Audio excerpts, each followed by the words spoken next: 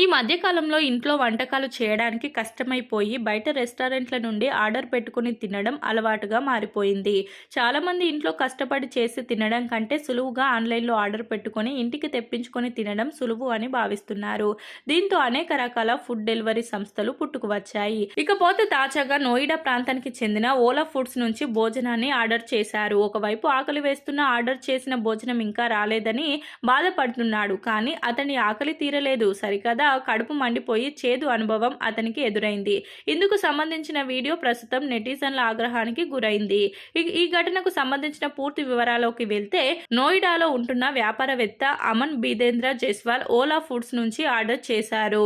అయితే తన ఫుడ్స్ ని తీసుకువచ్చే డెలివరీ ఏజెంట్ ఫోన్ చేసి తనకి అదనంగా ₹10 ఇవ్వాలని డిమాండ్ చేశారు. దీంతో దానికి నిరాకరించిన జైస్వాల్ ఆ తర్వాత ఓకే అన్నాడు. అలా జరిగినా కానీ అతడు తాను ఆర్డర్ చేసిన ఫుడ్ కోసం ఎదురు చూస్తూనే ఉన్నాడు.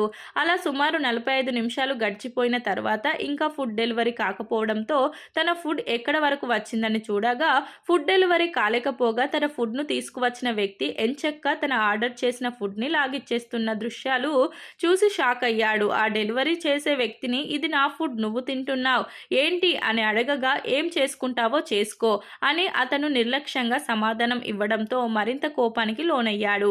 నా ఫుడ్ నువ్వు ఎందుకు తింటున్నావు అని ప్రశ్నించగా మరి ఏం చేయాలంటూ చాలా నిర్లక్ష్యంగా సమాధానం ఇచ్చాడు సదరు డెలివరీ బాయ్. మోటార్ సైకిల్ పై కూర్చొని డెలివరీ డ్రైవర్ కస్టమర్ ఫుడ్ ను తినేస్తున్న వీడియో ప్రస్తుతం వైరల్ గా మారింది.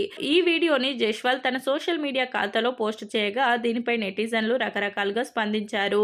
ఇదివరకు కూడా మాకు ఇలాంటి కొన్ని సంఘటనలు ఎదురయ్యాయి. ఇలాంటి వారిని కంపెనీ యాజమాన్యం వెంటనే తొలగించాలని కామెంట్లు చేస్తున్నారు. మరికొందరేమో ఈ ప్లాట్ఫామ్ లో క్యాష్ అండ్ డెలివరీ ఆప్షన్ లేదని కామెంట్లు చేశారు.